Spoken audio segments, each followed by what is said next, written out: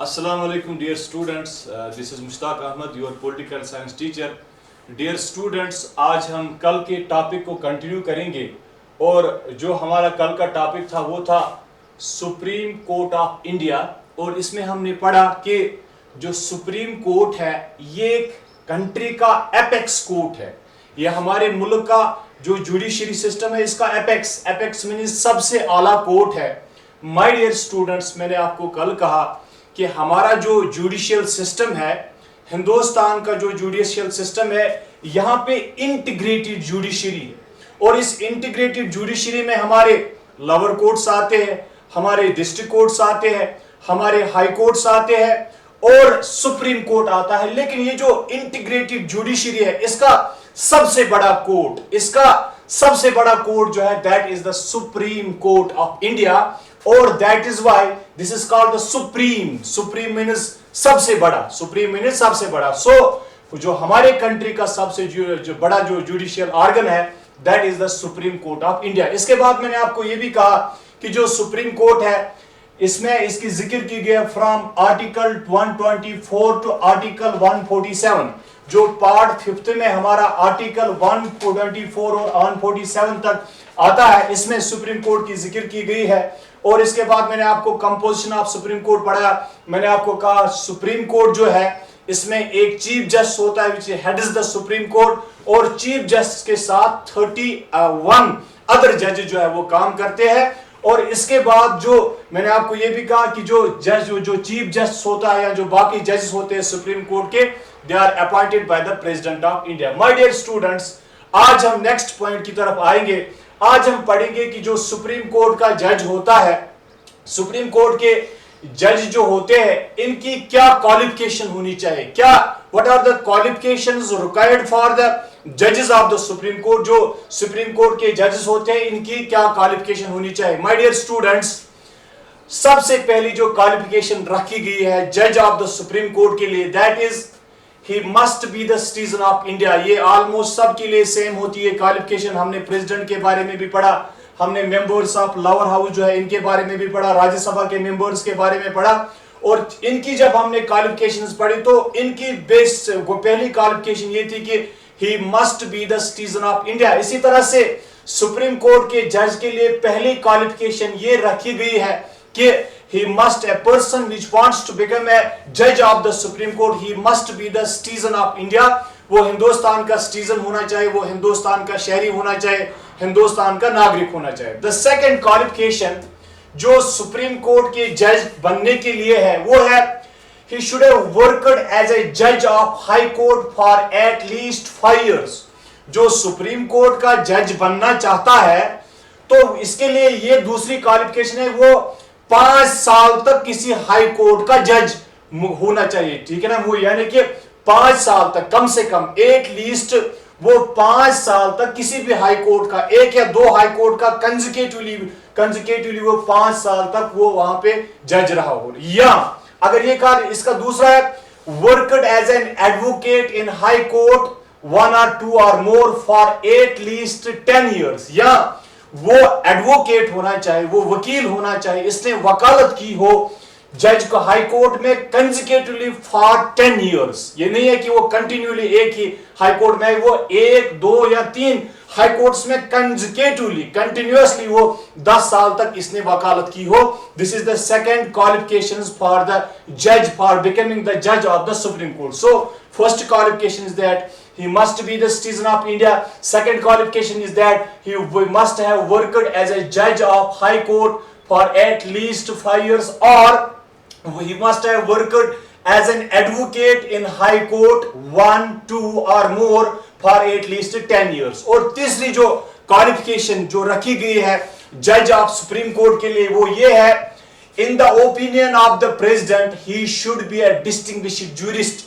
President को यह लगना चाहिए कि जो सुप्रीम कोर्ट का जज होगा वो एक डिस्टिंग्विश्ड जूरिस्ट होना चाहिए, वो माहिर कानून होना चाहिए, इसको कानून में महारत होना चाहिए, इसको लॉ में महारत होनी चाहिए, ये प्रेसिडेंट को लगना चाहिए। और जिस शख्स के पास ये 3 क्वालिफिकेशन होंगी वो सुप्रीम कोर्ट का जो है वो जज बन सकता है। इसके बाद हम नेक्स्ट पॉइंट पे आएंगे माय डियर स्टूडेंट्स। हमारा नेक्स्ट पॉइंट है what is the term of office of supreme Court जज? जो सुप्रीम कोर्ट का जज होता है इसकी टर्म क्या होती है? माय डियर स्टूडेंट्स, हमने प्रीवियस लेक्चर्स में पढ़ा, हमने प्रेसिडेंट की टर्म पढ़ी, हमने जो इलेक्शन कमीशन का चीफ जस्टिस है इसकी टर्म पढ़ी, हमने जब प्रेसिडेंट की टर्म पढ़ी हमने पढ़ा कि प्रेसिडेंट की एक फिक्स टर्म होती है 5 साल। इसी तरह से जो चीफ इलेक्शन कमिश्नर होता है इसकी फिक्स टर्म होती है 6 साल। लेकिन आज हमने पढ़ना है कि जो सुप्रीम कोर्ट का जज होता है, जो अदालत आलिया सुप्रीम कोर्ट का जज होता है, इसकी टर्म क्या होती है? माय डियर स्टूडेंट्स, जो सुप्रीम कोर्ट का जज होता है इसकी कोई फिक्स्ड टर्म नहीं होती है, इसका कोई फिक्स्ड टेन्योर नहीं होता है, बट द जज of the supreme court retires at the age of 65 years. जो सुप्रीम कोर्ट का जज होता है, जो अदालत आलिया का जज होता है, वो रिटायर होता है जब वो 65 साल का होता है, यानी he completes the age of 65 years, at that time he retires. My dear students, यहां पे आप देख सकते हैं a judge of Supreme Court can hold office until he attains or reaches the age of 65 years। इसका मतलब ये है कि जो जज है इसकी कोई फिक्स्ड टर्म नहीं है, लेकिन जज जो होता है वो रिटायर होता है at the age of 65 years। When the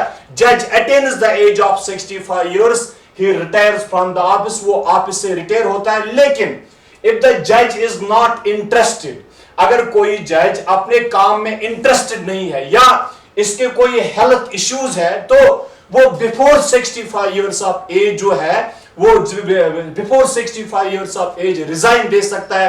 but इसके लिए इसको क्या करना पड़ता है? इसको एक रेजिग्नेशन लेटर देनी पड़ती है प्रेसिडेंट ऑफ इंडिया को। सो we came to know that the retirement age of the judge is 65 years, but a judge can give a retirement before 65 years of age if he is not interested in the job or on the health grounds। क्या कोई health issue है इसको, वो 65 years से पहले जो है वो रिटायर हो सकता है, वो रिजिग्नेशन दे सकते हैं। लेकिन in case of resignation the supreme Court जज needs to submit the letter to the President. इसके बाद नेक्स्ट पॉइंट पे आएंगे डियर स्टूडेंट्स। हमारा नेक्स्ट पॉइंट है हाउ जजेस कैन बी रिमूव। जजेस को कैसे रिमूव किया जा सकता है, जजेस को हम कैसे हटा सकते हैं। डियर स्टूडेंट्स, जो सुप्रीम कोर्ट का जज होता है, अभी मैंने आपको कहा वो रिटायर होते हैं 65 इयर्स, जबकि इनकी एज जब वो 65 इयर्स के होते हैं तो वो रिटायर होते हैं। लेकिन जज जो है इसको हम इसका एक प्रोसीजर है, इसको रिमूव भी किया जा सकता है from the office in case of, अगर वो इसका प्रूव्ड कोई मिसबिहेवियर और इनकैपेसिटी। अगर हम देखिए, अगर प्रेसिडेंट को लगता है कि कोई जज जो है इसके खिलाफ कोई प्रूव्ड मिसबिहेवियर है या इनकैपेसिटी है, अच्छी तरह से वो अपने फराइज जो है वो अंजाम नहीं दे सकता है, तो प्रेसिडेंट जो जज को अपॉइंट कर सकता है वो प्रेसिडेंट जज को हटा भी सकता है। लेकिन प्रेसिडेंट को जज को हटाने के लिए एक प्रोसेस जो है, एक मोशन चलानी पड़ती है। That motion is called the impeach motion. एक प्रोसेस चलानी पड़ती है, that process is called the impeachment process. और इम्पीचमेंट प्रोसेस जो है या ये हम किसी भी हाउस में चला सकते हैं जज के खिलाफ। लोअर हाउस में भी इम्पीचमेंट प्रोसेस जो है वो हम चला सकते हैं, पहले लोअर हाउस में या अपर हाउस में भी इम्पीचमेंट जज के खिलाफ इम्पीचमेंट प्रोसेस जो है वो चलाई जा सकती है। लेकिन जो इम्पीचमेंट प्रोसेस जज के खिलाफ चलाई जाएगी वो 2/3 मेजॉरिटी से पास होनी चाहिए दोनों हाउसेज में। 2/3 मेजॉरिटी मीन स्पेशल मेजॉरिटी के साथ वो पास होनी चाहिए दोनों हाउसेज में। अगर आपने इम्पीचमेंट प्रोसेस डाली लोअर हाउस में तो लोअर हाउस में वो 2/3 मेजॉरिटी से पास होनी चाहिए, फिर और अपर हाउस में भी 2/3 मेजॉरिटी से पास होनी चाहिए। और फिर जब प्रेसिडेंट इस पे साइन करता है, इस इम्पीचमेंट प्रोसेस पे साइन करता है, फिर जो है एक जज जो है वो रिमूव हो सकता है फ्रॉम द जज of the supreme court. So dear students, एक तो हमने पढ़ा what are the qualifications required for the जज ऑफ द सुप्रीम कोर्ट। दूसरा हमने पढ़ा what is the term of the जज ऑफ द सुप्रीम कोर्ट। तीसरा हमने पढ़ा जो रिमूवल और इम्पीचमेंट ऑफ द एससी जजेस, कैसे सुप्रीम कोर्ट के जजेस को रिमूव किया जा सकता है या इनके खिलाफ इम्पीचमेंट प्रोसेस कैसे स्टार्ट की जाती है। इसके बाद नेक्स्ट पॉइंट पे आएंगे। नेक्स्ट में हम एक इंपॉर्टेंट पॉइंट डिस्कस करेंगे, that is what is the jurisdiction of the supreme court. What is the jurisdiction of the supreme court. जो सुप्रीम कोर्ट है, सुप्रीम कोर्ट की जुरिसडिक्शन क्या है, सुप्रीम कोर्ट के पावर्स क्या है। डियर स्टूडेंट्स, यहाँ पे जो हम इस पॉइंट को क्लियर करेंगे, powers and jurisdiction of supreme court. Jurisdiction क्या होती है? जो सुप्रीम कोर्ट के पावर्स होते हैं, जो सुप्रीम कोर्ट के इख्तियार होते हैं, जो सुप्रीम कोर्ट के डोमेन्स होते हैं, इसको हम कहते हैं jurisdiction of supreme court. It is a power that a court of law exercises to carry out judgments and enforce laws. Dear students, जो हिंदुस्तान का सुप्रीम कोर्ट है, हिंदुस्तान का सुप्रीम कोर्ट जो है वो दुनिया के पावरफुल कोर्ट्स में शुमार किया जाता है। It means that the supreme Court of India जो है, इसके पास वास्ट पावर्स है, इसके पास अनलिमिटेड पावर्स है। पहले ही मैंने आपको कहा, the supreme court heads all the subordinate courts, all the high courts of the country. जो भी यहां कंट्री में सुप्रीम कोर्ट के बजाय अलावा जो भी बाकी कोर्ट्स है, चाहे हम हाई कोर्ट की बात करें, चाहे डिस्ट्रिक्ट कोर्ट्स की बात करें, चाहे सबऑर्डिनेट कोर्ट्स की बात करें, क्रिमिनल कोर्ट्स की बात करें या सिविल कोर्ट्स की बात करें, they are all headed by the supreme court. और वो इनको जो हेड करता है वो सुप्रीम कोर्ट करता है, और the decisions of the supreme court are bound on the other courts. जो बाकी जो डिसीजंस होते हैं सुप्रीम कोर्ट के, वो बाकी जो है वो बाकी जज, वो बाकी जो कोर्ट्स पे वो एप्लीकेबल होते हैं। That is why I have told you earlier that Hindustan का जो जुडिशियल है वो इंटीग्रेटेड सिस्टम है। यहां पे माय डियर स्टूडेंट्स, आपने ये भी पढ़ा कि जो सुप्रीम कोर्ट है, सुप्रीम कोर्ट जजेस की ट्रांसफर करता है, हाई कोर्ट्स के जो जज होते हैं इनकी ट्रांसफर करता है सुप्रीम कोर्ट। एक कोर्ट से केस निकाल सकता है और दूसरे कोर्ट में वो इंट्रोड्यूस कर सकता है। ये सारे पावर्स हम एक एक करके डिस्कस करेंगे। और जो सुप्रीम कोर्ट है, सुप्रीम कोर्ट के जो जुरिस्डिक्शन है, सुप्रीम कोर्ट के जो पावर्स है, इनको हम 5 हेडिंग्स में डिस्ट्रीब्यूट कर सकते हैं। That is the original jurisdiction, appellate jurisdiction, advisory jurisdiction, judicial review, court of record. ये सारे सुप्रीम कोर्ट के जुरिस्डिक्शन, सुप्रीम कोर्ट के पावर्स है। तो डियर स्टूडेंट्स, पहले फर्स्ट ओरिजिनल जुरिस्डिक्शन को डिस्कस करेंगे। ओरिजिनल जुरिस्डिक्शन, ओरिजिनल जुरिस्डिक्शन क्या होती है? डियर स्टूडेंट्स, ओरिजिनल जुरिस्डिक्शन हम कहते हैं जो केस हम so dear students, original jurisdiction में वो केसेस आते हैं जो सिर्फ हम सुप्रीम कोर्ट में, जो सुप्रीम कोर्ट में लड़े जा सकते हैं, जो हम बाकी कोर्ट्स में जो है वो दायर नहीं कर सकते, सिर्फ दायर कर सकते हैं सुप्रीम कोर्ट में। माय डियर स्टूडेंट्स, क्योंकि जो सुप्रीम कोर्ट ऑफ इंडिया है वो एक फेडरल कोर्ट है, इसको हम फेडरल कोर्ट भी कहते हैं। और इस ओरिजिनल जुरिस्डिक्शन में इसके वो पावर्स आते, वो केसेस आते जो सिर्फ आप सुप्रीम कोर्ट में दायर कर सकते हैं, आप किसी स्टेट कोर्ट में दायर नहीं कर सकते, या किसी लोअर कोर्ट या डिस्ट्रिक्ट कोर्ट में दायर नहीं कर सकते। या हम ओरिजिनल जुरिस्डिक्शन में ऐसे केसेस आते हैं जिनकी पहली सुनवाई सिर्फ सुप्रीम कोर्ट में होती है। डियर स्टूडेंट्स, इसमें यूजुअली 3 टाइप्स ऑफ केसेस जो है ओरिजिनल जुरिस्डिक्शन में आते हैं। एक, अगर कोई केस होगा between the central government and the state government, अगर सेंट्रल गवर्नमेंट और स्टेट गवर्नमेंट के दरमियान कोई डिस्प्यूट होगा, अगर सेंट्रल गवर्नमेंट और स्टेट गवर्नमेंट के दरमियान कोई मसला होगा, चूंकि एक तरफ से एक पार्टी होती है सेंट्रल गवर्नमेंट, दूसरी तरफ से दूसरी पार्टी होती है स्टेट गवर्नमेंट, ऐसे केसेस को आप स्टेट हाई कोर्ट में जो है वो इंट्रोड्यूस नहीं कर सकते।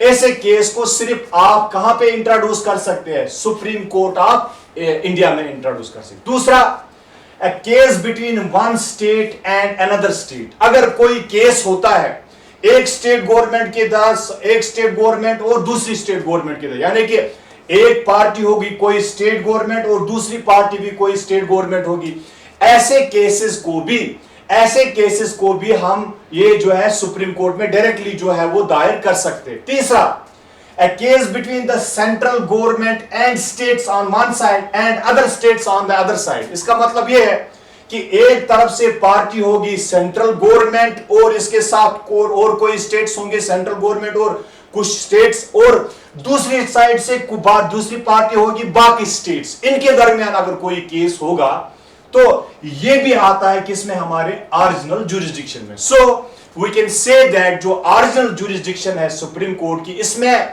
वो केसेस आते हैं, वो मसाइल आते हैं जो आप सिर्फ सुप्रीम कोर्ट में दायर कर सकते हैं, किसी और कोर्ट में दायर नहीं कर सकते, जिनकी पहली सुनवाई सुप्रीम कोर्ट में होती है, वो ओरिजिनल जुरिस्डिक्शन में आते हैं। माय डियर स्टूडेंट्स, इसमें मैंने आपको कहा यूजुअली 3 टाइप्स ऑफ केसेस होते हैं। A case between the central government and the state government, a case between the one state government and the another state government, a case between the central government and state governments and other state governments, ये इसमें आता है। और इस original jurisdiction में आपका जो fundamental rights जो है अगर कहीं वायलेट होते हैं, किसी सिटीजन के फंडामेंटल राइट्स वायलेट होते हैं, वो केस भी आप जो है डायरेक्टली सुप्रीम कोर्ट में दायर कर सकते हैं, आप हाई कोर्ट में भी दायर कर सकते हैं। लेकिन जो फंडामेंटल राइट्स का मसला है, अगर वायलेशन ऑफ फंडामेंटल राइट्स हो, आपके बुनियादी हुकूक पामाल होते हैं, तो इस तरह का केस जो है वो आप डायरेक्टली जो सुप्रीम कोर्ट में भी दायर कर सकता है। और सुप्रीम कोर्ट जो है मुख्तलिफ रिट्स को यूज करके, जैसे मैंने आप जब हमने फंडामेंटल राइट्स पढ़े तो मैंने लास्ट फंडामेंटल राइट में आपको पढ़ा कि सुप्रीम कोर्ट के पास बहुत सारे रिट्स है, जैसे हैबस कॉर्पस है, सरिटोरी है, मैंडेमस है या बाकी रिट्स है।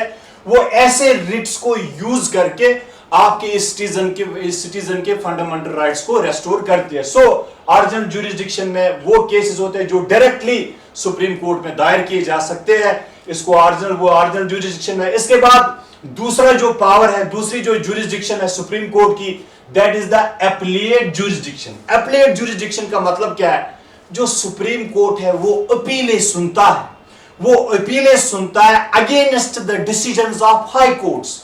जो डिसीजंस ऑफ हाई कोर्ट्स, जो हाई कोर्ट के फैसले होते हैं, जो हाई कोर्ट के डिसीजंस होते हैं, इसके खिलाफ अगर आप अपील कर सकते हैं तो सुप्रीम कोर्ट ऐसी अपील्स को सुनता है, and that jurisdiction is called the appellate jurisdiction. इस तरह इस पावर को या इस जुरिस्डिक्शन को एप्लीएट जुरिस्डिक्शन कहा जाता है। माय डियर स्टूडेंट्स, जब आप कोई सिटीजन या कोई गवर्नमेंट, जब इसका केस किसी हाई कोर्ट में होता है, हाई कोर्ट अपना डिसीजन देता है और आप हाई कोर्ट के डिसीजन से सेटिस्फाई नहीं है, आप हाई कोर्ट के डिसीजन से मुतमईन नहीं है, तो इसके बाद आप क्या कर सकते हैं? इसके बाद आप इस डिसीजन के खिलाफ अपील कर सकते हैं सुप्रीम कोर्ट में, और अगर वो अपील सुनी सुप्रीम कोर्ट ने तो इसको हम जो सुप्रीम कोर्ट है वो इस अपील को सुनता है और इसी पावर को कहता है, जो ये अपील्स को सुनता है सुप्रीम कोर्ट, अपील्स को कंसीडर करता है, इस पावर को कहते हैं एप्लीएट जुरिस्डिक्शन। और यूजुअली जो सुप्रीम कोर्ट होता है वो तीन टाइप्स ऑफ केसेस जो है इनकी अपील कर सकते हैं: constitutional case, criminal case, constitutional case, civil case और क्रिमिनल केसेस के खिलाफ अगर आप अपील करते हैं तो वो जो है अपील जो है सुप्रीम कोर्ट सुनता है। और कॉन्स्टिट्यूशनल केस, अगर आपका हाई कोर्ट में कोई कॉन्स्टिट्यूशनल केस होता है और हाई कोर्ट कोई डिसीजन इसका नहीं देता है, तो हाई कोर्ट जो है वो लिख सकता है सुप्रीम कोर्ट को, रेफर कर सकता है सुप्रीम कोर्ट, तो हाई कोर्ट इसके खिलाफ जो है सुप्रीम कोर्ट इसके खिलाफ अपील कर सुन सकता है। दूसरा, अगर कोई सिटीजन कॉन्स्टिट्यूशनल कोई केस होगा हाई कोर्ट में, तो हाई कोर्ट इसमें डिसीजन देती है और सिटीजन जो है वो सेटिस्फाई नहीं होता है, तो क्या होता है? वो सिटीजन जो है वो अपील कर सकता है, लेकिन इसमें हाई कोर्ट का बाकायदा परमिशन होना चाहिए। जब हाई कोर्ट परमिशन सर्टिफिकेट देगा तब जाके वो अपील सुन सकता है सुप्रीम कोर्ट। इसके बाद अगर कोई सिविल केस होगा, सिविल केस के खिलाफ भी आप अपील कर सकते हैं। सिविल केसेस में हमारे प्रॉपर्टी रिलेटेड इश्यूज होते हैं, प्रॉपर्टी रिलेटेड केसेस होते हैं, हाउसेस रिलेटेड केसेस होते हैं, या जमीन के रिलेटेड केसेस होते हैं, या मैरिज के रिलेटेड केसेस, वो सिविल केसेस में आते हैं। इसके बाद क्रिमिनल केसेस में आते हैं, मर्डर के केसेस आते हैं, रेप के केसेस आते हैं, या चोरी के केसेस आते हैं, वो क्रिमिनल केस में आते हैं। ऐसे केसेस के खिलाफ भी आप जो है वो अपील कर सकते हैं, और अपील जो सुप्रीम कोर्ट है वो अपील सुनता है और अपना डिसीजन देता है। इस पावर को हम कहते हैं appellate jurisdiction. Now my dear students, the supreme Court has the another jurisdiction that is called the advisory jurisdiction.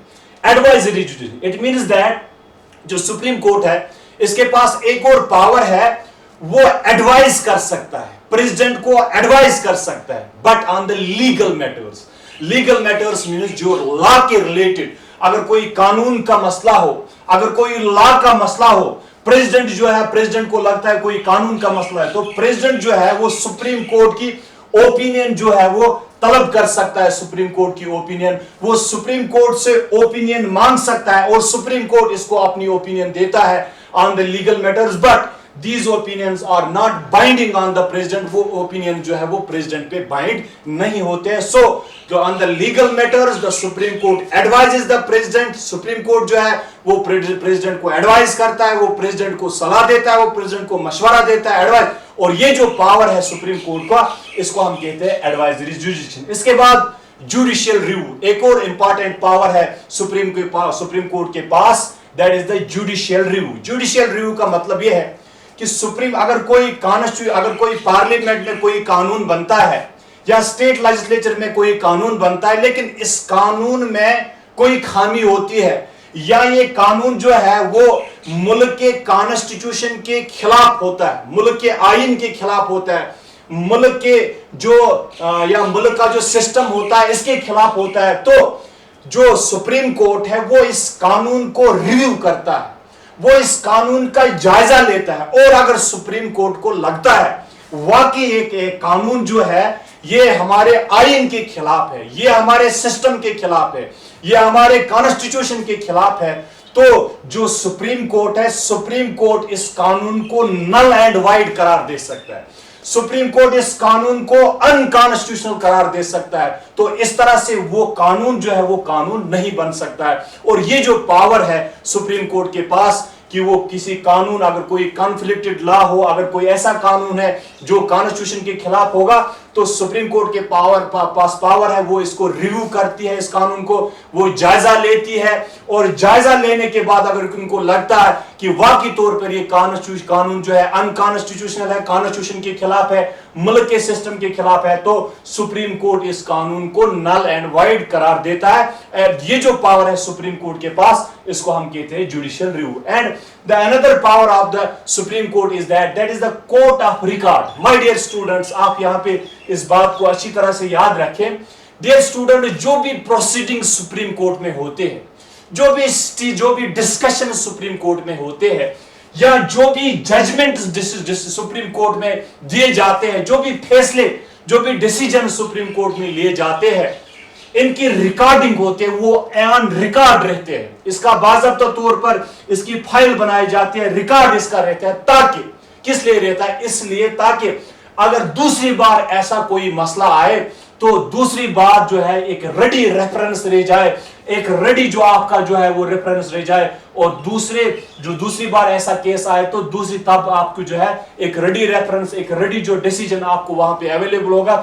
इसी डिसीजन को आप यूज करके या बाकी सबऑर्डिनेट कोर्ट से हाई कोर्ट यूज करके जो है इस मसले को हल कर सकते हैं। और इसे पावर को, जो ये रिकॉर्डिंग्स होती है, हर कोई डिसीजन जो ऑन रिकॉर्ड रहता है, इसको कहते हैं court of record. So my dear students, आज हमने पढ़ा कि सुप्रीम कोर्ट जो है, सुप्रीम कोर्ट के पावर्स क्या है। हमने अपॉइंटमेंट के बारे में भी पढ़ा, रिमूवल ऑफ जजेस के बारे में भी पढ़ा।